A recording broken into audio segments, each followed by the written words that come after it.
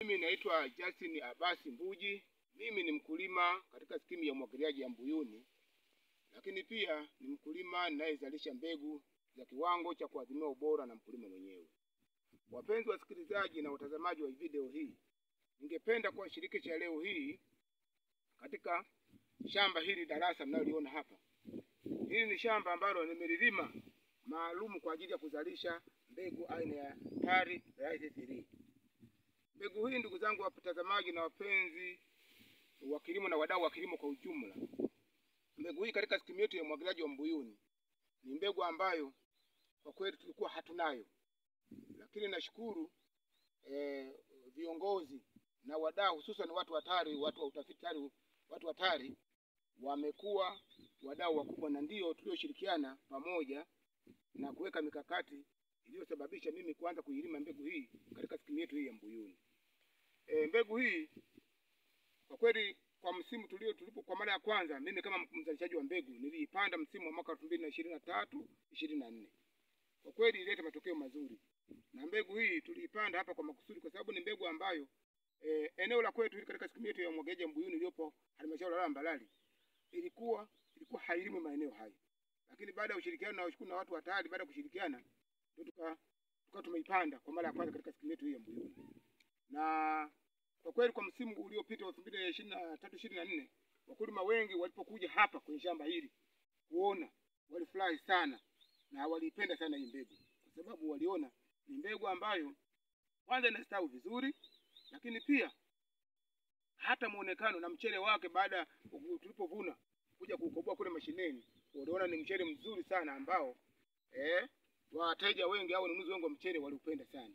Na wenyewe tabia yake kwa kweli, kwa mfano kunyoka haupishani sana na ile mbegu ya kienyeji tunaita mwenda mbio, na hata ganda lake la nje lina rangi ya mwenda mbio. Hivyo wakulima walipofika kwenye shamba hili wakawa na maswali mengi, na wakawa wanashangaa, wanasema mbona ganda lake linaonekana kama ilivyoonekana, yani muonekano wake ni kama mwenda mbio, lakini tunaona ni kama salo. Wengine wakasema tunaona ni kama hii ni mbegu ambayo kwa kweli sisi tulikuona kama ni mwenda mbio, lakini kumbe ni salo. Nikasema hapana, hii sio salo, hii kitaalamu inaitwa TARI Rise namba 3, na ndio mbegu hii tuliyopanda hapa.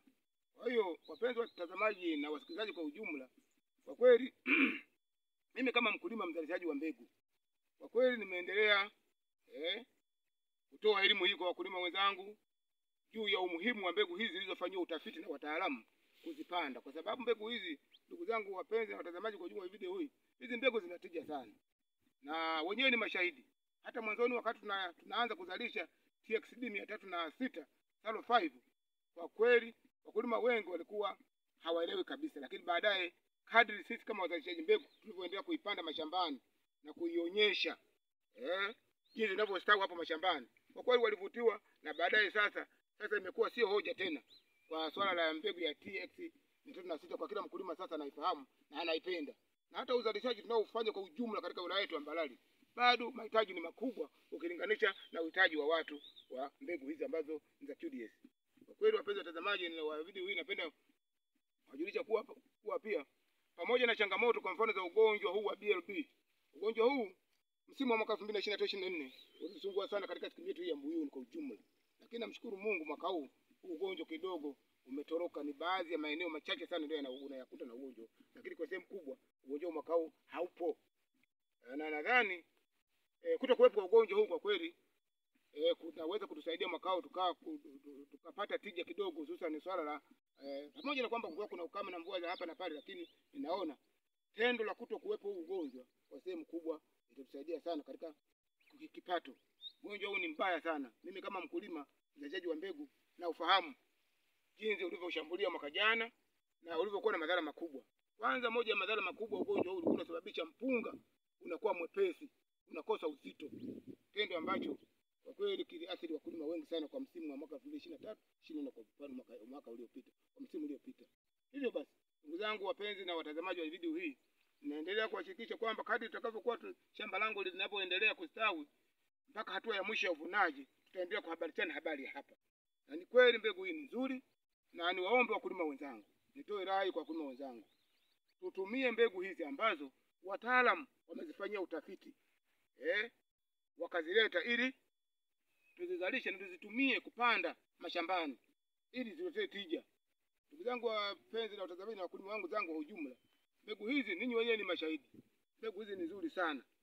Tuachane na ile zana ya huko nyuma ya kusema kwamba tulikuwa tunaitumia nafaka kama mbegu. Lakini kwa sasa nashukuru Mungu kwamba baadhi ya wakulima, ingawa sio wote, wameanza kuelewa somo hili kwamba tunahitaji kutumia mbegu bora kwa ajili ya kupandia mashambani kwetu ili kupata tija.